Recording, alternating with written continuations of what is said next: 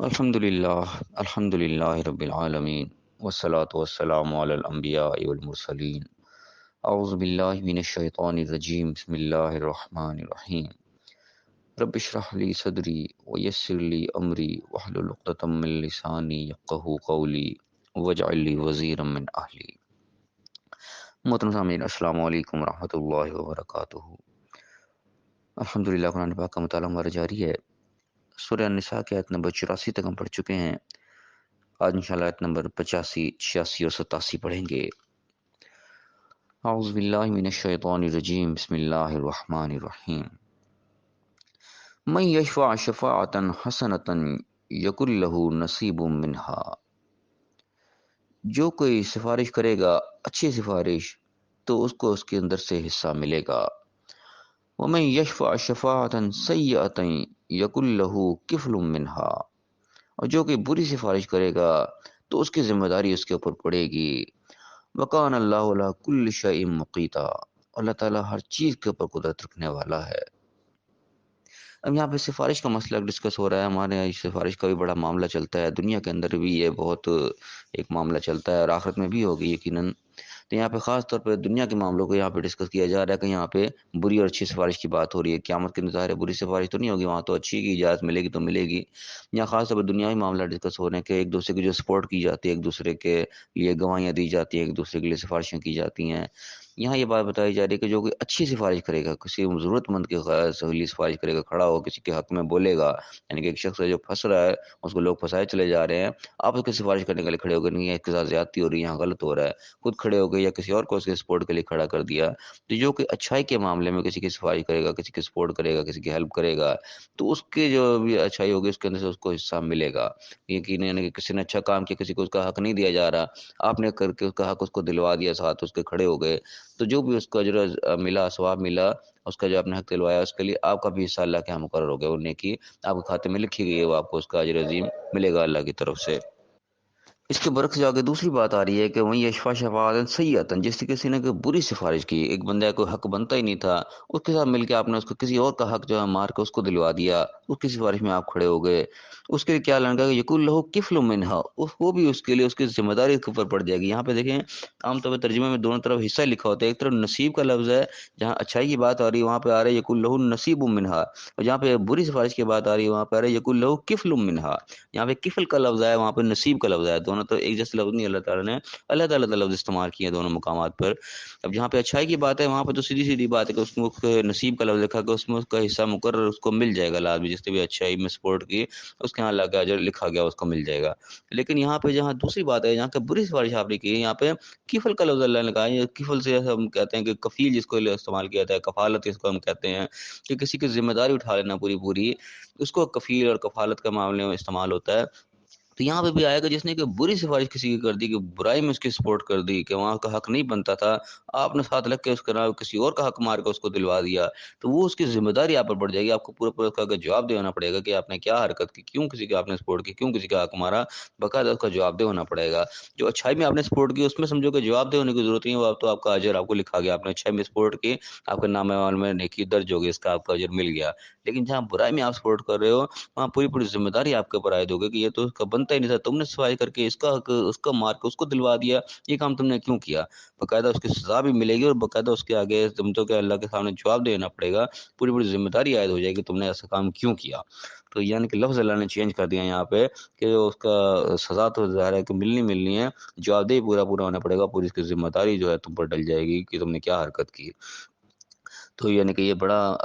نازک معاملہ ہے، دنیا میں ہم ایک دوسرے کی سفارش ایک دوسرے کی سپورٹ ہم کرتے رہتے ہیں کئی کئی مقامات پر، تو یہ بڑا سوچ سمجھ کے کرنا چاہیے کہ جہاں ہم سپورٹ کر رہے ہیں کسی کے وہاں پہ اس کو بنتا بھی ہے یا نہیں بنتا۔ تو جہاں پہ اگر بنتا ہے وہ تو ٹھیک ہے، ہمیں اجر مل جائے گا، لیکن اگر نہیں بنتی تھی وہاں پہ کسی اور کا حق اپنے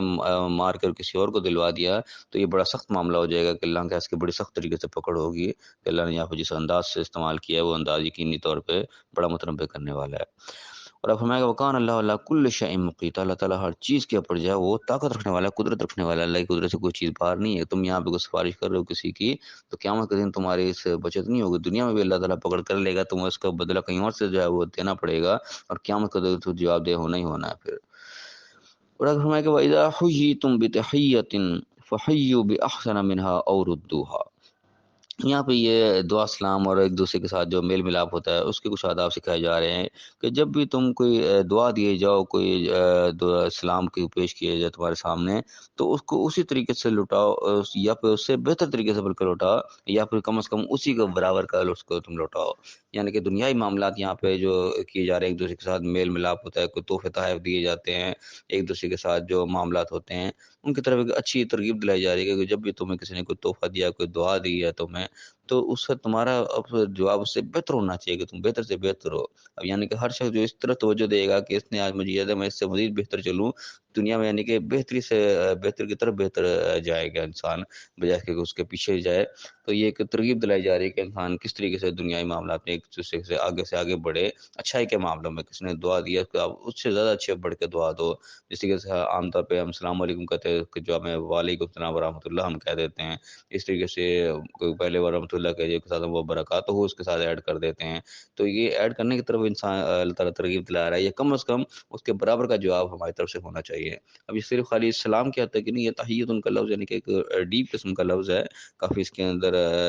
گہرائی پائی جاتی ہے۔ تو جو بھی یعنی کہ دعائی کلمات، کوئی بھی اچھائی ایک دوسرے کی طرف پیش کی جا رہی ہے، اس اچھے کا جواب ہم مزید اچھے کی طرف سے دیں، یہ ہمیں تحریر دلائی جا رہی ہے، اس طرف توجہ دلائی جا رہی ہے کہ ہم پیچھے نہ ہٹے بلکہ ایک قدم آگے بڑھ کے جو ہے وہ مزید اس سے بہتر جانے کی کوشش کریں۔ تو ہر شخص ایک دوسرے کے لیے جذبات رکھے گا تو یقیناً معاشرے کے اندر بھی اس سے بہتری پیدا ہوگی، انسان آگے سے آگے ترقی میں، اچھائی میں، نیکی میں آگے سے آگے بڑھنے کی طرف جو ہے وہ جائے گا۔ ادھر ہمیں کہ ان اللہ علی کل شیء حسیب، بے شک اللہ تعالیٰ ہر چیز کا جو حساب رکھنے والا ہے، ایک چیز کو اللہ تعالیٰ نوٹ کر رہا ہے کہ کسی نے تمہارے ساتھ کیا معاملہ کیا، تو جواب میں تم نے اس کو کیا جواب دیا، تو وہ اللہ کے یہاں نوٹ ہو رہی ہے، ہر چیز کا حساب اللہ کے سامنے وہ بھی دینا پڑے گا۔ تو میں کہ اللہ لا الہ الا ہوا، اللہ کے سوا کوئی الہ نہیں ہے۔ اللہ تعالیٰ سے پھر دوبارہ توجہ دلائی کہ الہ جو ہے اصل، جیسے ہم الہ کے ڈیٹیلز میں پچھلے پڑھ چکے ہیں کہ الہ یعنی کہ وہ ہستی کو کہا جاتا ہے جس کی عبادت کی جائے، اس کا مطلب یعنی کہ معبود کا سیدھا ترجمہ ہوتا ہے، معبود کا لفظ عبادت سے نکلا ہے، وہ ہستی، وہ ذات جس کی عبادت کی جائے۔ عبادت کے معنی اصل میں وہ عبد سے نکلا ہے، اس کے معنی غلامی کے ہوتے ہیں۔ تو یعنی کہ جس کا حکم مانا جائے کہ غلامی کی جائے، وہ ذات صرف اللہ کی ذات ہے۔ تو اللہ کے سوا کوئی الہ نہیں ہے، کہ کوئی ایسی ہستی نہیں جس کا ہم عبادت شروع کر دیں، جس کی غلامی ہم شروع کر دیں، جس کے حکم کے غلام بن جائیں۔ اللہ کے سوا یہ کوئی کسی کا حق نہیں ہے۔ اصل میں غلامی جو ہے وہ صرف اللہ کی ہونا چاہیے، اور غلام کا کام یہ ہوتا ہے کہ جو آقا نے اس کو حکم دے دیا ہے وہ بہر صورت اس نے اس کے اوپر عمل کرنا ہوتا ہے۔ تو اللہ کے سوا کوئی الہ نہیں ہے۔ تو میں کہ لیجمعنکم الی یوم القیامۃ لا ریب فیہ، اور قیامت کے دن تمہیں اکٹھا کرے گا سب کا سب کو، اس کے اندر کوئی شک نہیں ہے۔ یعنی دنیائی معاملات جو ہیں یہ جو ہم بھی لے کے چل رہے، دنیا اکثر ختم ہونی ہے، یقینی طور پہ ہم نے کے سامنے اکٹھے ہونا ہے۔ حالانکہ ہر شخص اللہ تعالیٰ کے سامنے حاضر ہونا یہ جانتا ہے ہر شخص، لیکن انسان بھولا رہتا ہے، اس لیے اللہ تعالیٰ جگہ جگہ کو بار بار ریپیٹ کرواتا ہے، بار بار یاد کرواتا ہے، ریمائنڈ کرواتا ہے کہ ہمارے ذہنوں میں یہ چیز فٹ ہو جائے کہ ہم نے اللہ کے سامنے حاضر ہونا ہے، سامنے ہماری جواب دہی ہونی ہے۔ یہ احساس جب انسان کے اندر زندہ رہتا ہے تو پھر انسان برائیوں سے بچتا ہے اور لوگوں کے ساتھ زیادتیاں کرنے سے بچتا ہے۔ کو پتہ ہوتا ہے کہ میں نے آگے جواب دینا ہے اللہ کے سامنے، میں یہ کام کروں گا، میں کل کو اللہ کے سامنے کیا جواب دوں گا۔ تو اس چیز کو دوبارہ بار بار اللہ تعالیٰ ریمائنڈ کرواتے ہیں کہ انسان اس چیز کو بھولے نہ۔ اور فرمایا کہ لا ریب فیہ، اس میں کوئی شک بھی نہیں ہے، ایسا نہیں ہو سکتا کوئی وہاں سے بچ کے نکل جائے، کوئی چھوٹ کے نکل جائے، کوئی کسی کا دامن پکڑ کے نکل جائے، کوئی کسی کے پیچھے چھپ کے نکل جائے، ایسا نہیں ہوگا۔ اللہ کے سامنے حاضر ہونا ہی ہونا ہے، بار صورت جواب دینا ہی دینا ہے۔ اور میں کہوں اصدق من اللہ حدیثا، اللہ تعالیٰ زیادہ بات میں سچا کون ہے؟ لیکن اللہ کے زیادہ سچی بات کسی کی ہو نہیں سکتی۔ جو بات اللہ نے کہہ دی ہے وہ بالکل اٹل پتھر پہ لکیر ہے، اس سے زیادہ ہم کس پہ یقین کریں گے؟ جب اللہ کہہ رہا ہے کہ ہمارے سامنے حاضر ہونا ہے تو پھر ہونا ہی ہونا ہے، اس میں کوئی معافی نہیں ہوگی۔ جو بھی اگر ہم نے کوئی جھوٹے تخیلات بنا رکھے کہ ہمیں فلاں میں بچا لے گا، فلاں بچا لے گا، فلاں پار کرا دے گا، یہ بالکل ہمارے لیے بالکل خام خیالیاں، خیالی پلاؤ ہم نے پکا رکھی ہے، کوئی حقیقت سے تعلق نہیں ہے۔ حقیقت یہ اللہ تعالیٰ جو بتا رہا ہے کہ ہم اس کے سامنے جمع کیے جائیں گے، حاضر کیے جائیں گے۔ جگہ جگہ اللہ تعالیٰ نے مختلف انداز میں نشانیاں بتائی ہیں۔ اللہ تعالیٰ ہم سے پوچھے گا، کہیں اللہ تعالیٰ بار بار کہہ رہا ہے کہ کل شیء حسیبہ، اللہ تعالیٰ ہر چیز کا حساب رکھنے والا ہے، اللہ تعالیٰ ہر چیز کو دیکھ رہا ہے۔ تو اس کا مطلب یہ ہوتا ہے، کسی کو الرٹ کیا جا رہا ہے، بار بار بتایا جا رہا ہے کہ ہر چیز کا حساب ہوگا، ہر چیز نوٹ ہو رہی ہے، اللہ کی نظر میں لکھی جا رہی ہے۔ کوئی چیز بھی جو ہے وہ نظروں سے اوجھل نہیں ہوگی، کوئی چیز وہ ایسے نہیں الٹپ پار کر دی جائے گی چلو ٹھیک ہے خیر ہے چھوڑو، نہیں، ہر چیز کا حساب، ایک چیز کا جواب دینا پڑے گا۔ اس کے اللہ تعالیٰ نے خاص طور پہ ایک آیت میں جہاں بتایا کہ انسان جب اپنا اعمال نامہ دیکھے گا تو اعمال نامہ دیکھ کے انسان بول پڑے گا کہ یا اللہ یہ کیسا اعمال نامہ ہے، اس نے نہ بڑی سے بڑی کوئی چیز چھوڑی، نہ چھوٹی سے چھوٹی کوئی چیز چھوڑی، ہر چیز جو ہے وہ لکھ ڈالی اس نے۔ تو وہ اعمال نامہ جب پیش کیا جائے گا اس کے اندر ایک ایک چیز کا، ایک باریک باریک ذرے کا بھی حساب ہوگا۔ وہ بھی اللہ تعالیٰ بتاتے کہ من یعمل مثقال ذرۃ خیرا یرہ ومن یعمل مثقال ذرۃ لیکن شر یرا، جس نے ذرا برابر کوئی خیر کی ہوگی وہ بھی اس کو دیکھ لے گا، جس نے ذرا برابر برائی کی ہوگی وہ بھی اس کو دیکھ لے گا۔ تو ہر چیز کے سامنے اللہ کے سامنے جواب دینا پڑے گا۔ اس میں تو علم اللہ تعالیٰ نے اس طرح پھر توجہ دلائی ہے کہ تمہیں اللہ کے سامنے حاضر ہونا پڑے گا، وہ دن آنے والا ہے، اس میں کوئی شک نہیں ہے، اور اللہ سے زیادہ کسی کی سچی بات ہو نہیں سکتی۔ اللہ تعالیٰ میں صحیح سمجھنے کی توفیق عطا فرمائے، اس دن کا اللہ تعالیٰ احساس ہمیں رکھنے کی توفیق عطا فرمائے کہ دنیا ہماری عارضی ہے، اس چیز کو ہم یاد رکھیں، اصل چیز وہی ہے جو آخری دنیا میں ملنے والی ہے، اصل میں اللہ کے سامنے ہم نے حاضر ہونا ہے، جواب دینا ہے ایک ایک چیز کا۔ اللہ تعالیٰ اس تیاری کے ساتھ، اس احساس کے ساتھ ہمیں دنیا کی زندگی گزارنے کی توفیق عطا فرمائے اور دنیا اور آخرت دونوں جگہ کامیاب فرمائے، آمین۔ وآخر دعوانا الحمد للہ رب العالمین۔